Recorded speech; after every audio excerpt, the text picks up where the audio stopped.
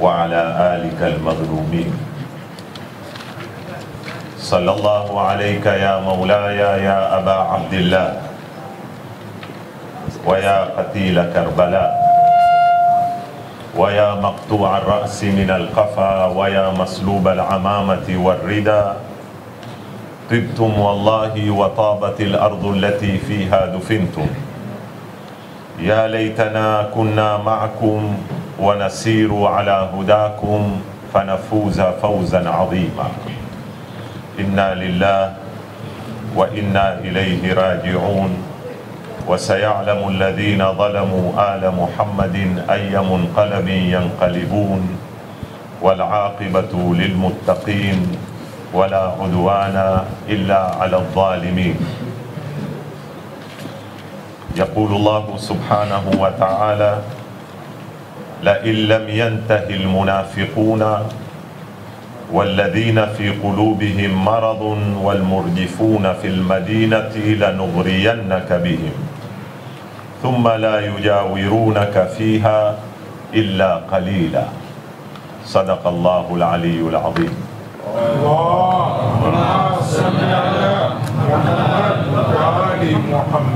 سماحة الدكتور، السادة العلماء, ndugu zangu, wazee wangu, wanafunzi wenzangu, assalamu alaikum wa rahmatullahi wa barakatuh. Wa alaikum salam.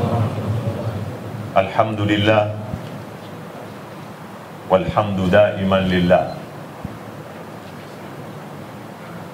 kwa kutupa taufiki tukakamilisha majlis 5. Leo tuko katika majlis ya 6. Unwani ya majlis ya leo ni wadhaiful harbi naima, kazi au nyadhifa za vita laini.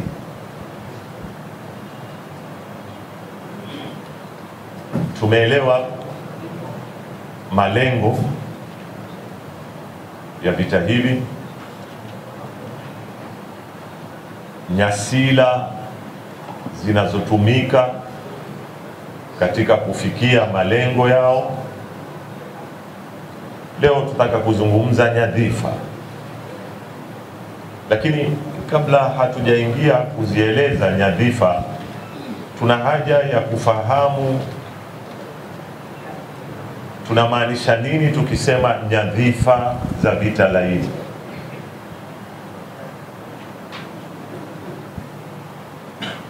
Au kazi inayotakikana ifanyike kupitia vita hivi ni kazi gani?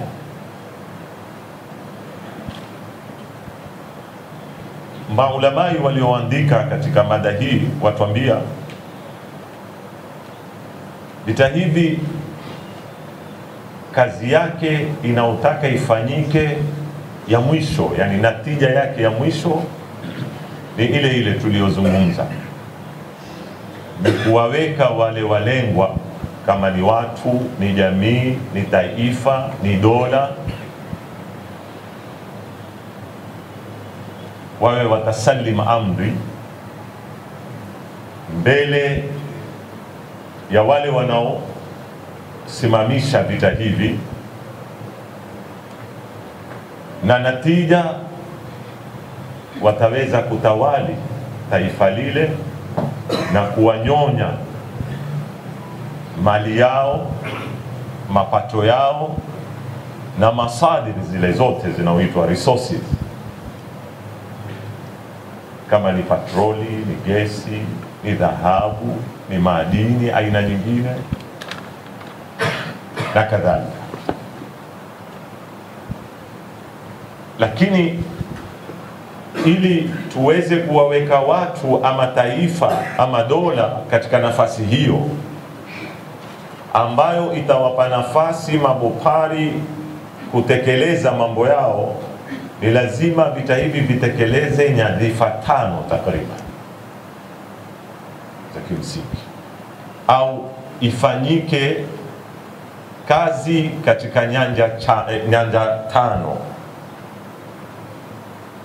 ambazo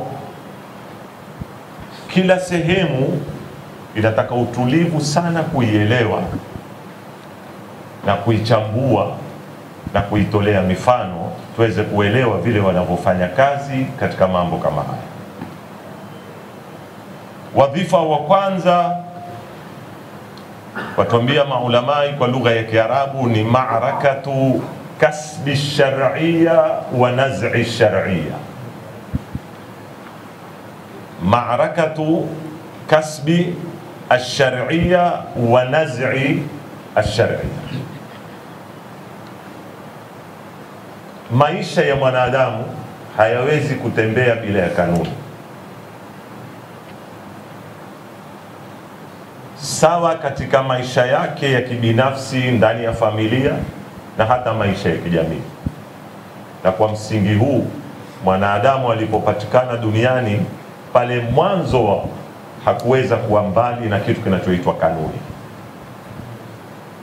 Hakuna jamii kama hakuna kanuni, bila ya kujali kanuni ile imewekwa na nani, bila ya kujali kanuni ile iko katika misingi ya sawa ama haipo katika misingi ya sawa. Lakini wataalamu wote na hata Uislamu unaamini kwamba haiwezekani kuwepo jamii kama hakuna kanuni inaohukumu jamii, kwa sababu tabia ya maisha ya watu wakiwa pamoja ni migongano. Kutatokea mivutano, kutagongana maslahi ya upande huu na huu. Na wakati kukitokea mivutano na migongano, ni lazima kutakuwa na sehemu ya kuregelea ambayo itatoa maamuzi katika migogoro ile ama katika mavutano yale. Hiyo ni katika maisha ya jamii na maisha ya umma. Vile vile mataifa kwa mataifa, dola kwa dola, ni kama mtu na mtu. Kama wewe una nyumba yako, una mipaka yako, una sehemu yako unayomiliki, ni hapa mpaka hapa, una maslaha yako katika eneo lile, na jirani yako vile vile ana nyumba yake, ana milki yake, ana maslaha yake, ana mipaka yake. Lakini katika kuishi huenda hata wewe na jirani yako mkafanya nini? Mkagongana. Na vile vile nchi kwa nchi, dola kwa dola. Na ndio leo kuna ilmu maalumu ya soma katika mauniversity ya kujadili mahusiano ya kimadola, inaitwa al-alaqatu ad-duwaliya, na vipi yatapangwa. Ukiongezea kitu cha tatu, baada ya vita vya pili vya ulimwengu, hasara kubwa iliyoingia ulimwenguni, roho zikaenda mbele ya Mungu, miji ikavundwa. Baada ya pale, wenye amri ya ulimwengu, wenye athari waliotoka katika vita vile, wana kauli, waliamua kuweka vyombo ambavyo vitakuwa vasimamia mahusiano haya ya kimadola, ambao chombo kimoja kilichopatikana ni nini? Umoja wa Mataifa na Baraza la Usalama la Kimataifa. Kukapatikana baadhi ya organization za haki za binadamu, mikataba ya vita, haki za vita, haki za wafungwa, haki za mateka, na mengi sana ambao leo twayasikia. Pamoja na kwamba twaridhika, haturidhiki na mambo yanavyoendeshwa, lakini ndio hali halisi ilivyo. Utapelekwa Umoja wa Mataifa, utapigwa kura, utahukumiwa kwamba wewe ni dola imetoka kwenye mipaka, wewe ni dola hufuati amri za ulimwengu. Na hii ndio ninaokusudia ma'rakatu kasbi shar'iyya wa naz'i shar'iyya. Kuna vita vaendelea ni nani ana uhalali wa kikanuni na ni nani hana uhalali wa kikanuni. Ndio maana ya kasbu shar'iyya wa naz'i ash-shar'iyya. Katika kazi kubwa inaofanyika ulimwenguni, na mifano mnaiona, ni kugawanya uhalali wa mambo na ukanuni wa mambo na usharia wa mambo kwa wanaomtaka na wasiye mtaka, wakamnyima. Wakalihalalisha tendo lile lile kwa huyu, wakaliharamisha tendo lile lile kwa mwingine. Zamani leo hili suala kubwa lilioko leo la masala ya nyuklia inavyogawano, huwaje leo dola zinazomiliki nyuklia ya kijeshi, sio ya kiusalama, na baadhi yao wanatuhuma ya kutumia nguvu ile katika historia na kutumia silaha ambazo ni haramu katika historia, wakajiweka kwenye mahakama ya ulimwengu kama mahakimu ya kumhukumu mwingine ambaye hajawahi kutumia wala yeye mwenyewe kila siku asema mimi sina nia ya kuwa na nyuklia ya kijeshi, mimi nataka tu nyuklia ya kiusalama, lakini wakaukinaisha ulimwengu kwamba huyo ana hatia, sisi ndio tuwenye sharia. Nafikiri maona mifano kama hii. Naz'u shar'iyya, yani wakanyima usharia na uhalali kwa dola hii, wakajipatia wao. Na pamoja kwamba dola hii imetangaza rasmi na kwa fatwa ya, wakaingia kwenye mkataba na shirika linaosimamia la kimataifa linaosimamia kuhakikisha kwamba barnamiji hii inaenda sawa, na bado washambuliwa propaganda, vyombo vya habari, na mpaka katika vikao vya mabaraza makubwa ya ulimwengu wazungumzwa wao ni wahalifu, wao wana hatia. Filhali kuna mwingine anao silaha hizo, hajakubali kwenda kufanyiwa taftish, hajajiunga na nini yoyote ya kimataifa ya kumruhusu mambo yale, na hakuna anaisubutu kusimama katika ngazi yoyote kuzungumza kwamba Israeli ni dola iliyohalifu, ni dola iliyoasi, ni dola ambayo inamiliki silaha mbaya, na ni dola ambayo inashiriki katika mauaji ya halaiki kila siku. Hakuzungumza. Kwa nini kusizungumza? Jiulize swala hili. Ni nini kilichofanyika? Ni moja katika kazi ya vita laini. Na hata pakija pakizungumzwa, yatazungumzwa mwezi mmoja, miezi miwili, yatamalizwa. Kashfa zilizotoka Afghanistan, kashfa zilizotoka Iraqi katika vita vya Afghanistan, vita vya Iraqi, mauaji ya kinyama yaliyofanyika, kuwaua watu wasiokuwa na hatia, kashfa zilizotoka katika majela kama Guantanamo, na vitendo vya kishenzi walizofanya, ni nani anayezungumza leo ulimwenguni?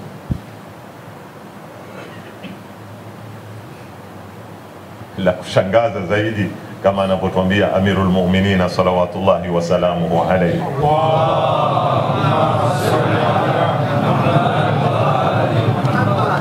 asema sharrul masaibi ma yudhhik, misiba mibaya zaidi ni ile misiba inaotekesha. Kawaida msiba unaotaka kufanya ulie, lakini kuna baadhi ya misiba inakufikisha wakati unafanya nini? Basi hiyo ni misiba mibaya. ni juzi kulipopigwa kituo cha kijasusi ni cha kijeshi kiko karibu na hospitali. Juzi vita vya siku 12, ulimwengu mzima wazungumzishwa, sijui wapiga mahospitali, sijui nini, na watu wamenyamaza. Ni hospitali ngapi zilizopigwa Gaza? Lakini wakaanna shay'an lam yakun, kama ambao hakuna kitu. Haya mambo hayawi tu, haya mambo yamefanyiwa kazi na wazitumia hizi zombo za kisharia za kimataifa na za kikanuni katika kuwaweka watu wawapeleke vile wanavyotaka na kukinaisha ar-ra'yul 'am, public opinion ya ulimwengu kwamba mambo yako hivi. Na wamemiliki, nikirudi jana kwenye mada ya jana, wamemiliki adawat, nyasila za kuweza kulihakikisha hili limefanyika nini, limekuwa. Na ndio nakumbuka siku moja Said Muhammad Hussein Fadhlullah katika wanazuoni wa Lebanon, kitambo sana mambo haya, katika kabla ya mwaka 2000, katika 97 98, ana mazungumzo alizungumza kwenye khutba, asema ulimwengu hauwezi kurudi katika hali yake ya kikawaida mpaka kubomolewe nidhamu inayohukumu ulimwengu, kutengenezwe nidhamu mpya, kwa sababu nidhamu hii iliyozaliwa baada ya vita vya pili ni nidhamu ambayo imewekwa kuwatumikia mabopari fulani peke yake na kuendelea kuwanyanyasa. Hakuna siku wewe utapata haki yako Umoja wa Mataifa, hakuna siku wewe utapata haki yako sijui kwenye jumuiya ya haki za binadamu, ni wagawanya. Kibandia Ashahid Said Hassan Nasrullah, kila siku hapa sisi twasikia mpaka ndugu zetu wengine wameathirika, wakitajiwa Irani, wakitajiwa Hezbollah walioua Syria, waliokwenda kuingilia Syria kuua. Manda Said, sisi ndio akhiru man dakhala sisi ndio wa mwisho katika walioingia. Watu wameletwa kutoka Uzbekistan, sijui Ninistani, zitaje zote yani. Kila sehemu ya ulimwengu wameletwa pale, lakini hakuna anayezungumza. Wale wameletwa ni uhalali wao kuja. Kuingia wewe si halali.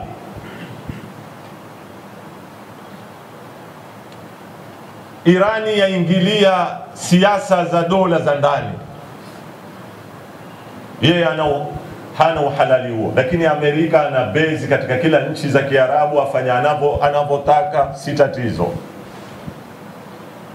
Israeli kupiga Irani yatumia anga za nchi jirani, si tatizo. Irani ikipitisha tu bomu ni tatizo. Hivi ndivyo walipotengeza, na hii ndio ninaokusudia, na haya yaja mpaka huku kwetu. Jana nikiwa katika semina niite ama kikao na wanafunzi, kulianza ya maswali ya kuulizwa, mfano kimadhahabu, kwa nini wewe hufungi mikono? Kwa nini wewe? Na sisi tujibu suala, ni nani aliyokupa haki wewe ya kuniuliza mimi ambaye hakunipa haki ya kukuuliza wewe? Kwa nini wewe wafunga? Kwa nini umejiweka katika position ya judge ya kumjaji mtu ambao wewe ni kama mimi? Kwa nini? Ni nani aliyekupatia haki hiyo? Wewe si Allah, wewe si mtume, wewe si maasum, wewe ni mujtahid kama wengine. Ni nani? Ni mujtahidin. Kwa nini siku zote wewe ukae kwenye nafasi ya kuwahoji watu, na watu kila siku wawe kazi yao ni kujitetea mbele yako? Ni nani wewe?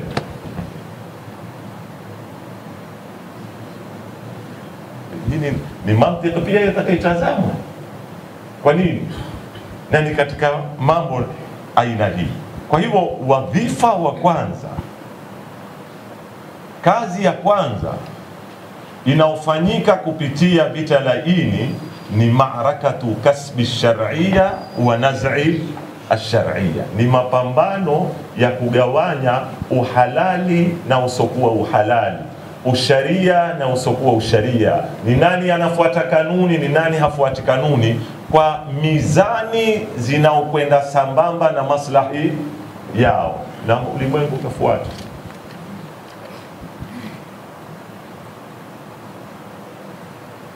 Nukta ya pili au wadhifa wa pili, najaribu kwenda mbio kwa sababu ya wakati.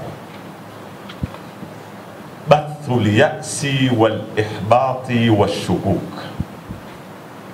katika kazi muhimu inayofanywa na vita laini ni kuingiza polepole kitu kinachoitwa nini? Kukata tamaa, kuvunjika moyo, kuwa na shaka na yale mambo ambayo yanakuhusu wewe. Na hii ni kitu ambacho pia tunataka tukifafanue, tukisherehe na tukipigia mifano. Leo ukiingia katika wasailul i'lam, vyombo vya habari na mitandao ya kijamii, na hata ukishiriki katika mijadala kwa Waislamu, na kitu cha kusikitisha, hata wale wanaoitwa wachambuzi wa kisiasa ambao ndio wasomi wanaotegemewa, fuatilia wewe kama ni kwenye Jazira, ni kwenye Arabia, ni kwenye Sky News, hizi zetu, sikwambii uende kwenye vyombo vyao, utaona asilimia kubwa ni kusambazwa fikra, wakiwa wanaelewa wale wanaofanya mambo yale, ama hawaelewi, wakiwa wametumwa ama hawakutumwa. Sitaki kusema wametumwa watu wote ama wanatumiwa. Mazungumzo yao katika natija yanakuweka kwenye hii: sisi hatuwezi kupambana na wao, sisi hatuwezi kuamka, sisi hatuwezi kutengeneza maendeleo kama walivyotengeneza wao, sisi ni wadogo mbele zao, sisi endelea mpaka mwisho. Utapata hii ndio natija inaoingizwa mara kwa mara, na inaweza kudhihiri kwa lugha tofauti. Amerika, nani ataweza kupambana na Amerika? NATO, Israeli bwana, si nchi ya kawaida. Waarabu hawawezi kusimama mbele ya Israeli. Na mwana anaizungumza maneno haya, mbele yake kuna wakae, kuna matukio yanathibitisha kinyume cha yale yanayosema hayaoni. Ashafungwa pazia. Kwa mfano huu, Hamas, kikundi kidogo, si serikali, silaha za kubambanya hapa na pale, kwa muda wa masaa wamesababisha wakubwa wa jeshi na nchi kubwa kubwa kusafiri haraka kuja kuilinda Israeli isianguke siku ya Oktoba, 7 Oktoba, kama wakumbuka. Kwa masaa wameamka, hawajielewi, hawajui wafanye nini, mpaka Amerika ameleta mpaka meli zake, carrier zake, yuaja kumlinda nani? Israeli. Amepigwa na nani? Na Hamas. Sasa hiyo sura nyinyi mnaojaribu kutuchorea, hakuna anayemweza, hakuna sijui kadhaa, inagongana na hali halisi ilivyo. Haikubali. Dola ngapi? Amerika, Faransa, Uingereza, wote wanasaidia nchi moja kukinga mabomu yasifanye nini? Yasiwashukie. Iko wapi hiyo teknoloji unaotubabaisha nayo? Sitaki nifahamike makosa kwamba hawana kitu, lo, wana nguvu, lakini sizo zile nguvu ambazo mnaotuuzia katika vyombo vya habari katika kutuweka katika hali sisi tusalim amri na tusifanye kitu chochote kwa sababu tumezidiwa. Sivyo? Pili, istoshe tu kututia shaka na kutukatisha tamaa na kutuvunja moyo kuhusu adui ni mkubwa sana kutuliko, ana uwezo sana kutuliko sisi. Kisha na upande wa pili kututia shaka kuhusu nguvu zetu tulizo nazo. Kwa njia ya istihzai. Leo mpaka baadhi ya mashekhe wanayamkua nidhamul malali. Sijui mmelisikia neno hili? Mara nyingi wakizungumza Irani wanaizungumza nidhamul malali. Ni kama ile lugha ya kwetu ni iko ni chama cha mashekhe. Kwa ile maana ya shekhe nilowaambia hapa.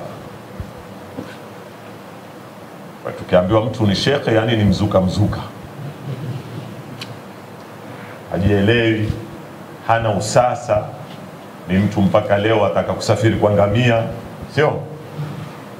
Ni mtu mpaka leo tu yeye amehusishwa na mambo ya ndevu na mambo ya udhu, sio?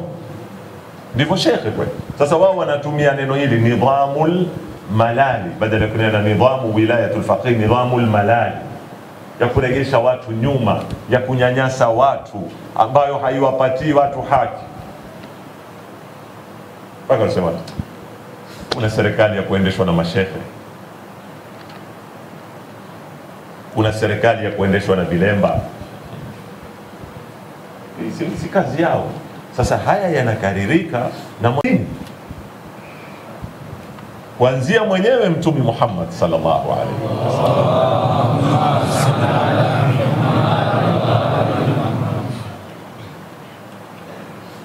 Imewaziba watu kuona. Niwatolee kiswa cha kihakika, nimetolewa na mmoja katika wanafunzi wangu aishi Amerika muda mrefu sana, hata chakuwa raia. Aniambia mwaka jana nilipata fursa ya kwenda ziara. Kaondoka mimi na familia yangu, nikaenda Iraki, nikaenda Irani. Ziara ya kawaida kabla hakujatokea hili fujo. Sasa pale mtaani majirani zake, kazini, marafiki zake wote ni wa Amerika na ni watu si Waislamu, lakini aishi nao kwa vizuri. Wakipata habari kwamba fulani akaenda Irani, wakawa na wasiwasi mkubwa sana. Aliporudi wakamwekea kikao, akamuita sana kama semina, kunilaumu, kwa nini wewe umesafiri umeenda Irani, umehatarisha maisha yako kwa sababu wewe umebeba passport ya nani? Ya Amerika. Akaambia ni hakuna mtu ameniuliza. Kifika airport tunatoa passport, tunapigwa muhuri, sikuujiwa, sikuulizwa kwa nini wewe umekuja kufanya nini huku. Nimeingia, nimefanya amali zangu, bado sio ninapotaka. Angalia ile picture watu wanapojengea. Wamwambia kule unapata chakula kula.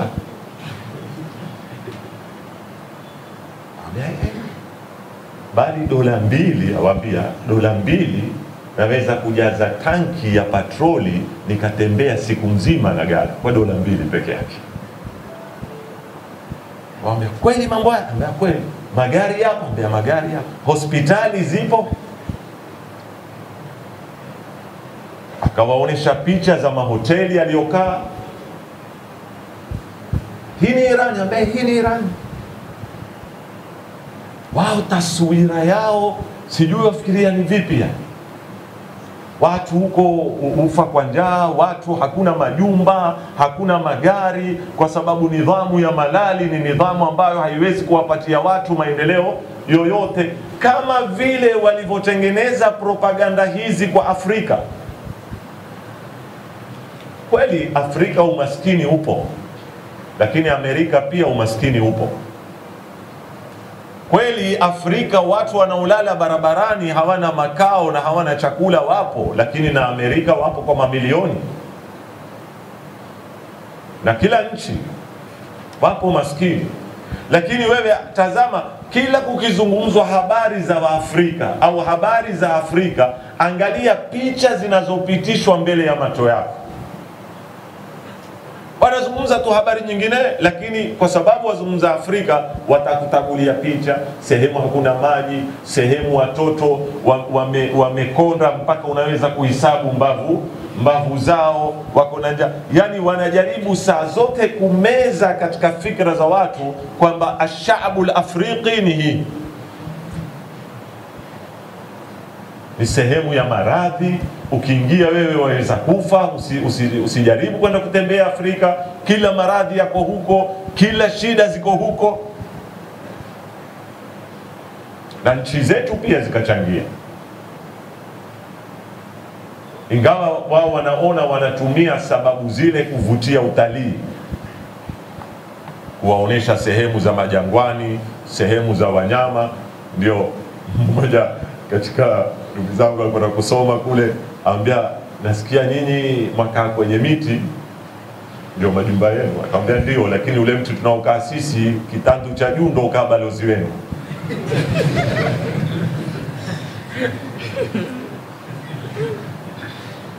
Ile kitandu cha juu kabisa ndio ukaa nani? Balozi wenu. Sisi wengine ndio ukaa huku pavizoni. Mimi mwavaa nguo. Mimi binafsi kuna mtu ameniuliza siku moja, ataka kuanza biashara ya kuja kuuza nyama shampoo manini. Ananiambia kule nyinyi mkioga mwatumia sabuni?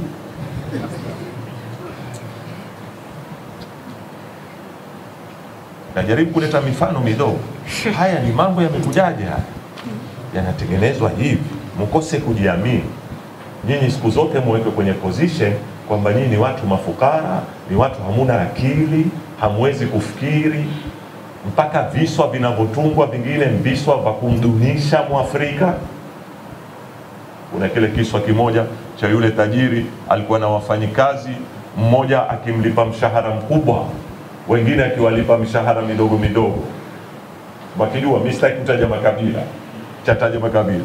Kuna bwana akaja akamwambia, mbona wewe unafanya ubaguzi? Huyu unamlipa pesa nyingi, hao wengine wanalipa pesa kidogo. Akamwambia, ngoja nikuonyeshe kwa nini nimlipe huyu pesa nyingi. Akamuita yule Mwafrika, akamwambia, kuna mbwa wangu kule alikuwa na mimba, hebu kamtizame amejifungua. Ule akienda akamwambia, ndio amejifungua. Akamwambia, watoto wangapi? Kwamba ngoja nirudi. Akaenda akirudi akamwambia, watoto 6. Akamwambia, wanaume ni wangapi na wanawake ni wangapi? Akamwambia, ngoja nikatizame. Akaenda akarudi akamwambia, sijui wanaume wangapi? Akamwambia, katika wao rangi yao waliompata baba ni nani na waliompata? Akamwambia, ngoja nirudi. Karibu mara 6 mara 7. Kisha akamuita ule mwingine akamwambia, hebu kamwangalie ule mbwa wangu kule amezaa amejifungua. Ule alipokwenda akarudi akamwambia, ndio amejifungua, watoto 6, 3 wanaume 3 wanawake, sijui 2 rangi yao kadhaa. Akamwambia, umeona, ndio unanipatia mshahara mkubwa. Hawa akili zao ziko hivi.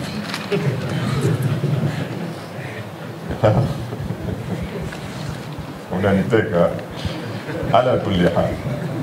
Haya mambo utayaona ni viswa vinatolewa barabarani, tunacheka, tuna nini, lakini ndio fikra zinabuniwa.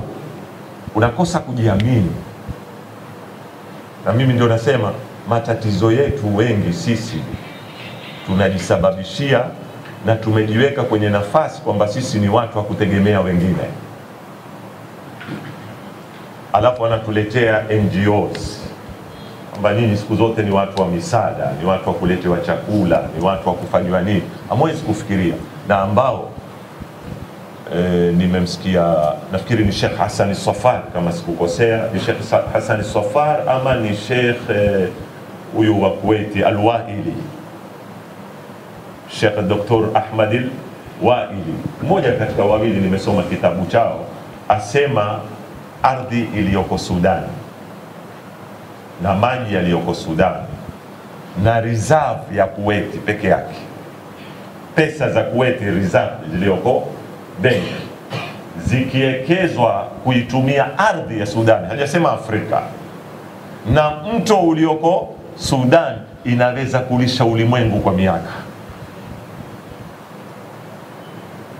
Na hiyo ni Sudani peke yake.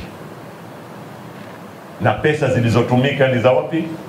ni reserve ya wapi? Ya Kuwait peke yake, hujaingiza Imarati, hujaingiza Saudia, hujaingiza Oman. Kwa hivyo imkaniyat, uwezo tulionao ni mkubwa sana Waislamu.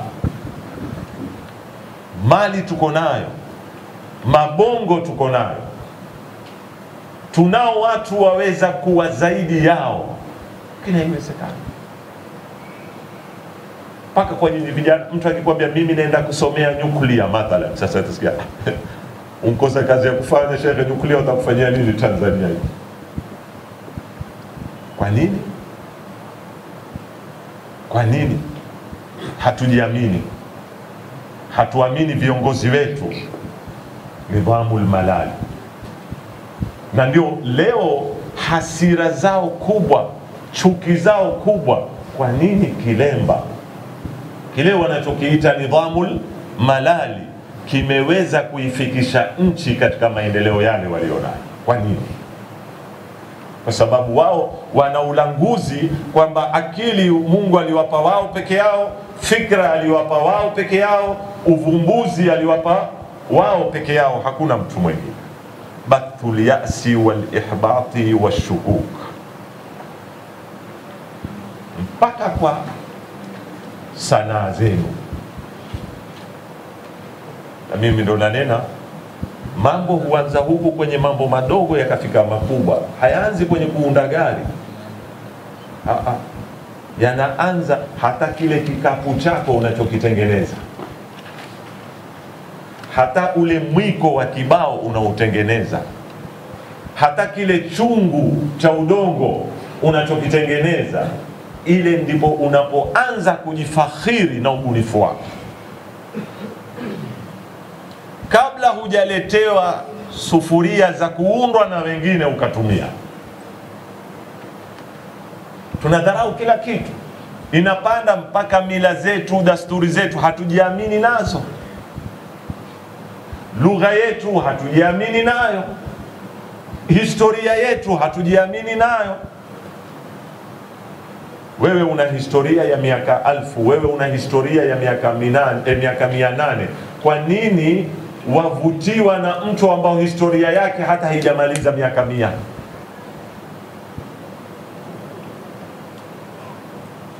Kwa nini? Umewekwa katika hiyo nafasi. 3, katika kazi ambayo inafanywa na vita hivi vitalaini ni hiddatul inqisamati wassiraat, ni uchochezi wa migongano ya ndani na mivutano ya nyinyi kwa nyinyi katika kazi yao moja kubwa wanaifanya. Istoshe kisha atuambia wa akhdhul aduwi dawra almunqidh, kisha yeye anachukua nafasi ya mpatanishaji. Yeye amechochea upande huu, akachochea upande huu, ukapigana, kisha yakaja katikati, akajiweka ni nani? Ni hakimu wa kuhukumu. Sio tu ni hakimu, na ndio mlinzi wa kuwalinda baadhi yenu aiti musidhuriwe na baadhi. Iangalieni sasa hivi Mashariki ya Kati, dola za Khaliji, sisemi Waarabu, na ukitoa Oman iweke kando, namba 2 Kuwaiti kidogo pia iweke kando, lakini kwa Saudia, Imarati, nani walivyowekwa katika hali ya joto kali, kwamba Irani sasa hivi ni nani atawalinda? Sisi ndio tutaweza kufanya nini? Kuwalinda. Kwa hivyo kwanza nunueni silaha kwa wingi, kubalini kujenga base zetu kwenu, ili sisi tuje kuwalinda na nani? Na ndugu yenu.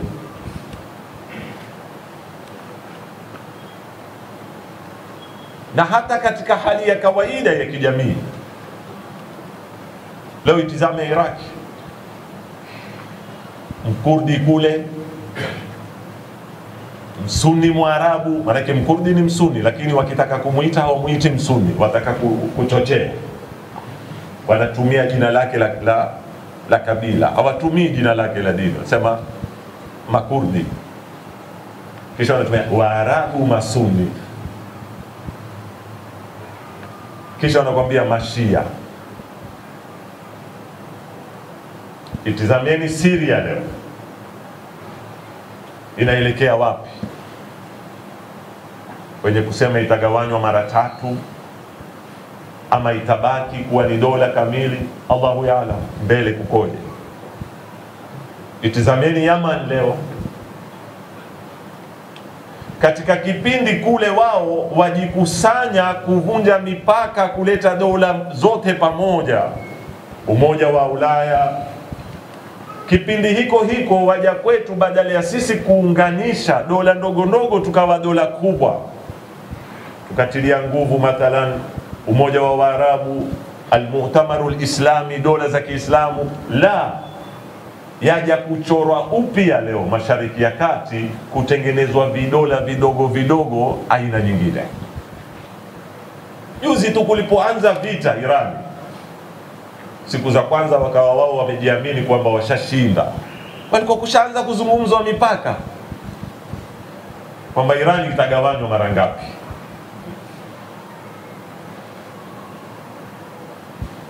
Kwa sababu kila tukigawanyika, na hili ni jambo la kawaida, twapoteza nguvu zetu kwanza.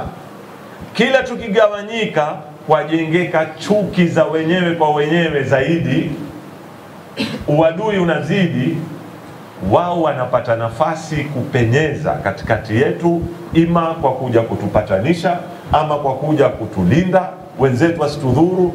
Utakuja siasa ya minority, hawa ni wachache, hawa sijui katika nchi hii hawapati haki zao. Kunaingia sasa ile usharia, kunakuja zombo za kimataifa zinaingia, wanaanza kuweka vikwazo, wanaanza kila mambo yanaanza hapo.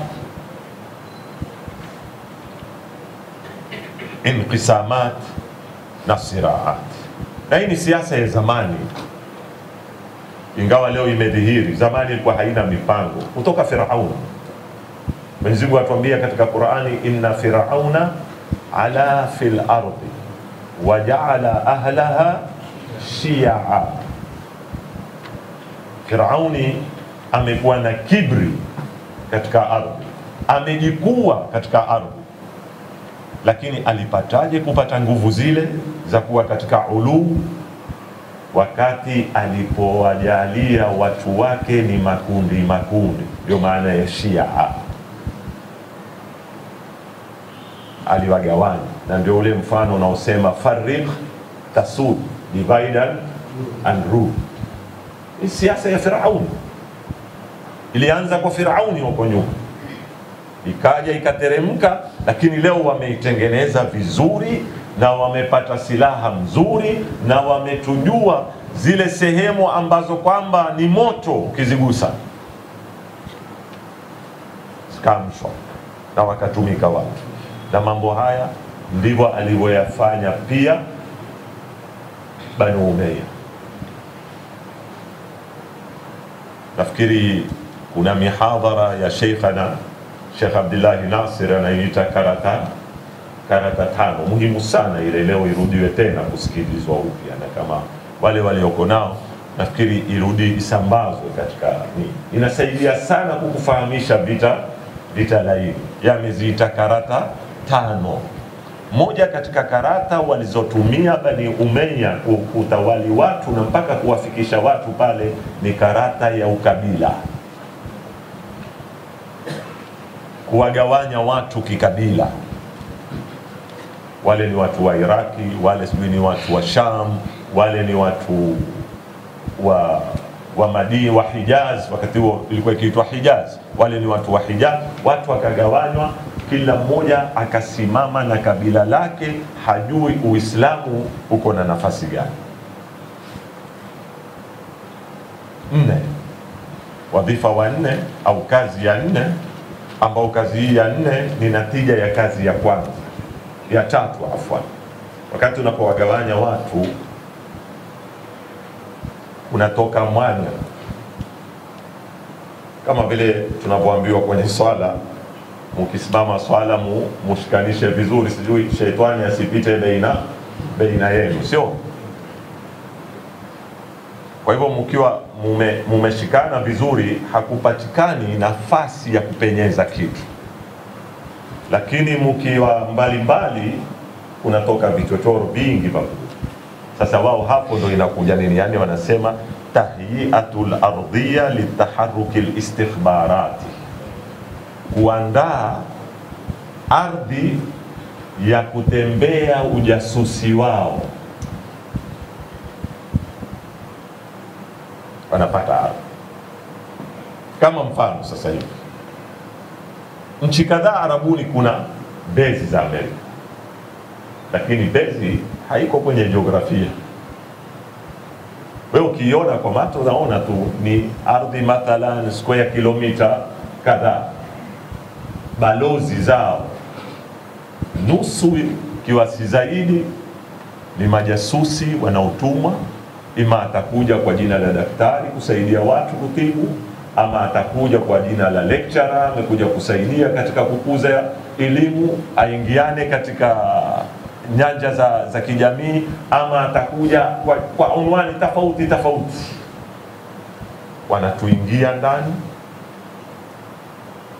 wanaokuja kwa jina la kusoma utamaduni wetu, wanaokuja kwa jina la kusoma lugha yetu, wanaokuja kwa jina la kusoma dini yetu, wanaokuja kwa jina la kusilimu. Na nafikiri mumeyaona juzi, watu wamepokea, watu wamesilimu, wamevaa hijabu, sijui katika majlisi huko mbele yuwapiga latmiyati nini, kila kitu.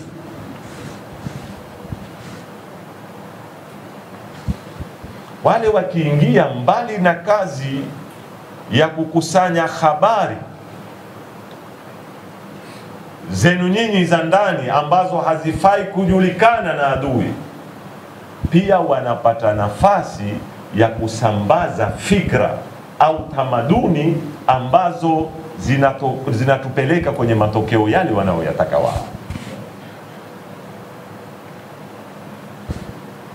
Na haya ni mambo yana mifano mingi hata huku kwetu East Africa, mpaka katika miji ya pwani. Kwetu Lamu miaka ya nyuma kumekuja watu kadhaa wamesilimu na wamewekwa mbele katika misikiti, na mpaka umefika wakati wamekuwa kutoa na khutba misikitini. Walipoondoka wamekwenda kuandika vitabu havisomeki. Kashfa, aibu ya ukweli, ya uongo wamejaza ndani, imeleta fitna kubwa sana katika nyuma, na mpaka leo vitu hivaendelea. Lakini shida na sisi tuko busata, tuko watu wepesi, tumeshindwa kuuelewa Uislamu. Kisha mtu atakwambia, lakini mtu amekuja kusilimu. Ndio, mtu amekuja kusilimu, hujaambiwa mkatazi kusilimu, hujaambiwa mkatazi kusilimu. Lakini kwa nini amesilimu leo, kesho wewe unamuingiza katika kila kitu? Ambaye Muislamu mwenzako wa kawaida umezaliwa naye kwenye Uislamu, kuna baadhi ya ngazi humfikishi kuona kila kitu. Aya ya Mwenyezi Mungu inatuambiaje? Waqalatil a'rabu amanna qul lam tu'minu bal qulu aslamna. Hamjafika huku mpaka tuwajaribu, tuwaone misimamo yenu, nia zenu, malengo yenu ni malengo gani. Wewe wamuingiza mtu mpaka ndani ya majumba yetu, mpaka ndani ya vikao vyetu hasa, mpaka kukaa na viongozi, mpaka kujadili, kuuliza analotaka, apewe jibu analotaka. Kwa nini? Na inshallah nitakuja katika nini ya 7 ya kesho, mikakati ya kukabiliana na vita hivi. Moja ni kuwaelimisha watu wetu namna ya kuamiliana, kwa sababu baada yake tunalipa thamani kubwa sana. 5, katika nyadhifa muhimu za vita laini wanatuambia ni as-sadmu wat-tarhib, na hii nimeizungumzia juzi, kuita nadhariyatu as-sadma kama mwaikumbuka. Na hii si vita laini yenyewe ni vita vya kijeshi, lakini kuna matendo yafanyika, matendo yale yanasaidia kutumikia malengo ya vita laini. Vitendo vya kinyama, vitendo vya kinyama. Tawaona wanapopigana, silaha wanazozitumia, hawendi kupiga kituo cha jeshi, wanaenda kupiga hospitali, wanaenda kupiga mahaima ya wakimbizi, wanaenda kupiga mashule. Wana hakika pale walioko ni nani? Ni watu hawana hatia, ni watoto wadogo. Watakwenda wapige, umuone mtoto mkono mmoja uko kule, mmoja limerushwa kule. Yani hata zile picha ukizitumiwa, ukiziangalia katika mitandao, mpaka uwe na roho ngumu kuweza kukabili kuzitizama. Ukijiuliza kwa nini wafanye hivi, imewapa ushindi gani kumuua mtoto?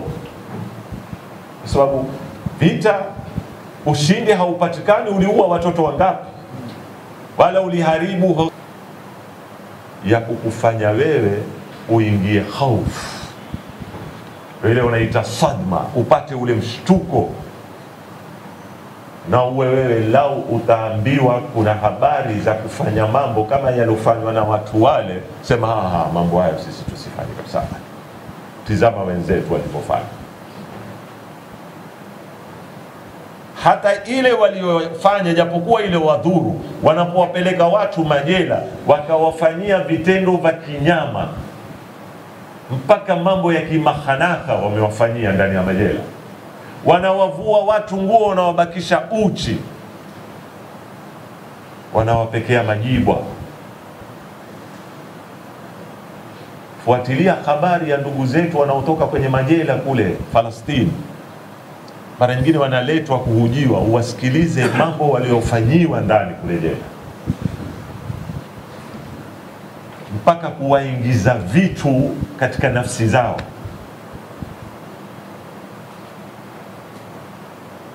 Ile lengo lake ni nini? Ni kukumaliza shakhsia yako, usifikirie tena kabisa kufanya kitu kama kile. Usifikirie kusimama kuwapinga watu hawa, usifikirie kupanga jambo lolote ambalo litaharibu maslahi yao. Na hii ndio ninakusudia katika maana asadmu wat-tarhib, mgongo, na kupiga kitu kwa mgongo mmoja na kukutisha kivitendo. Na ndio utakuta baadhi ya Waislamu leo wanaowalaumu waliofanya mambo yale, Tufanul Aqsa, kama kina Yahya Sinwar na nini, wasema tizameni wameifanyaje nchi yao, sisi hatutaki nchi yetu ifikishwe pale. Yani wanakufanya we mwenyewe unajipeleka kukubali kuwa mtumwa, kwa sababu usifikiwe na mambo kama yale, maadamu unakula, maadamu unavaa. Na hii pia ndio siasa walioitumia Bani Umayya. Walivyoanza na Muslim ibn Aqil, wakumbuka kisa cha Muslim walivyomuua. Jiulize yule atiflu Abdullah Radhi, kulikuwa kuna haja gani ya kumuua? Ingeongeza nini katika ushindi wao? Lakini kulikuwa kuna risala inatumwa. Washawaua, wamemuua imam, wamewaua ahli beiti zake, ashabi zake. Kwa nini kwenda kuwakata vichwa vyao? Kwa nini? Inasaidia nini katika ushindi ule? Kwa nini baada ya hapo kuzibeba kwenye mafumo zinatembezwa mji baada ya mji? Kwa nini? Kuna sherehe gani inaosherehekewa? ile ni risala katika kila mji. Wanapoona watu wanaopita miili yao iko kando na vichwa vao viko kando, wanawake wametiwa kwenye nyororo, mpaka watoto wadogo wanateswa barabara baada ya barabara, ni kuwapa message, risala hii, ujumbe kwamba na nyinyi pia yaweza kuwafikia mambo kama haya. Mkitaka usalama wenu, endeleeni kufanya nini? Kunyamaza. Na nafikiri mwawaona leo Waarabu walivyonyamaza na wenzao wanavyofanywa Gaza, kama ambao hayawahusu. Na nakusudia Waarabu, nakusudia dola, sikusudii raia. Kama hayawahusu, washaingizwa hofu, utafanyiwa hili, utauliwa kinyama, utaharibu miji yako. Watu wako na vision sijui 2030 wataka kuibadilisha sijui nini iwe kama Ulaya, wako na zote zile wataka kujitunga na hawajui. Mwisho pia utakuwa mtumwa, na hili ndio lilikataa. Wallahi la u'tikum biyadi i'taa adh-dhalil wala aqirru lakum iqrar al-abid. Na msasa wengine wataka kunibadilisha mimi niwe nani? Niwe mtumwa, na hilo ni jambo haliwezekani. Ndugu zangu wapendwa, hizi 5 kwa ufupi ndio kazi au nyadhifa zinazotakikana zitekelezwe na vita hivi. Na mwisho, kumaliza nukta yangu ya leo, nataka kutoa nasaha kwa nafsi yangu na hasa kwa wanafunzi hawa. Haya mambo tusiyasikilize kama kusikiliza habari. Twende tukayatamali katika maisha yanayoendelea leo mbele yetu. Tukikaa katika chombo cha habari, wasikiliza, jaribu kutumia maarifa ulionayo kuhusu vita hivi, uchambue habari zile. Usiweke akili yako na moyo wako ni kama daftari lililo wazi, kila mtu aliandike. Usikubali kuwekwa hivyo. Na Mungu amekupa akili, ni kitujio. Shida wapokezi ni wengi siku hizi, tunapokea tu, na wanaotutilia ni wengi, hatuwajui hata khalfia zao, hata background zao huwajui. Kwa unamuona maadamu ameletwa pale, ashaambiwa huyu sijui ni muhallil strategy, huyu sijui ni muhallil askari, huyu sijui ni muhallil siasi, huyu ni mchambuzi wa kisiasa, sijui huyu ni mchambuzi wa kijeshi. Anakuingiza fikra, wewe unamfungulia akili yako na moyo wako, anakujaza, unakuja kujikuta mahala ambapo sipo. Hizi ndio vita vinavyoendelea, muhimu sana, na ndio al-Imam al-Hussein salawatullahi wa salamuhu alayhi